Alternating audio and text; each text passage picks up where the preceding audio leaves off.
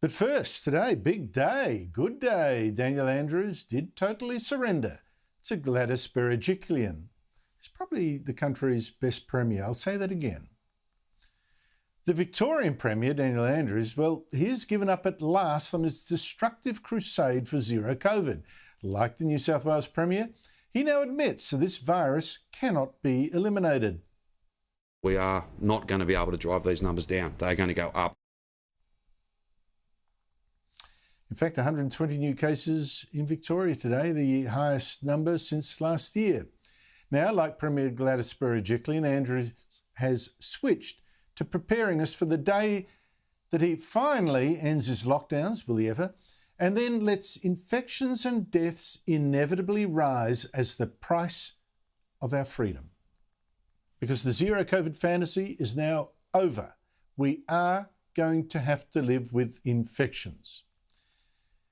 And like Berejiklian, Daniel Andrews has even set a date. His is September 23, when, come what may, he will start to ease his lockdown of his capital. For just a little bit, tiny little bit, until more people are fully vaccinated.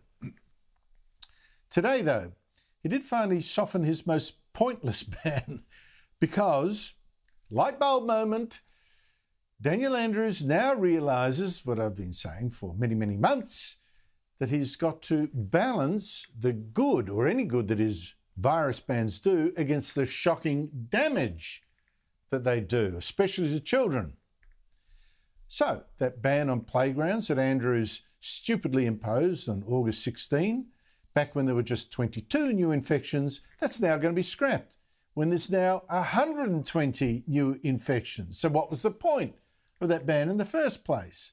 This alone shows that Andrews imposes bans that are pure virus theatre, because no Australian child is known to have caught this mainly indoor transmitted virus at a playground. And no Australian child has died of this virus.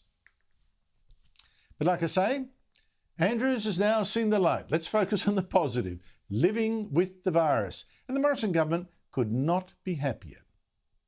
I'm confident that now, with those 70 to 80% vaccination targets in sight, that we will see an easing of restrictions.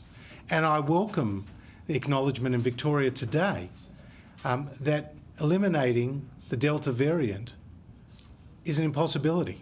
It can't be done. No other country has done it, and based on the best medical advice we have, we can't do it.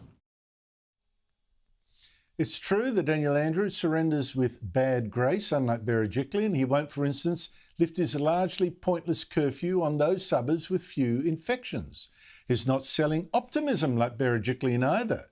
He's not talking about the many freedoms like travel and open borders and all that sort of lovely things, going to restaurants once you're fully vaccinated, once there's 70% vaccination. She's selling optimism. He will not even give a potential date for ending this sixth lockdown so far.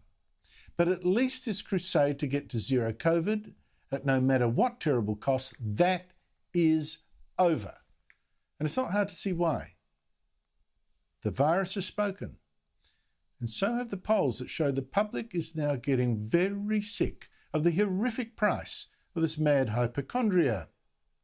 And now we've got to hope that the other recalcitrant premiers, Palaszczuk in Queensland, McGowan in Western Australia, that they will now fall in behind Berejiklian and her new disciple, Daniel Andrews.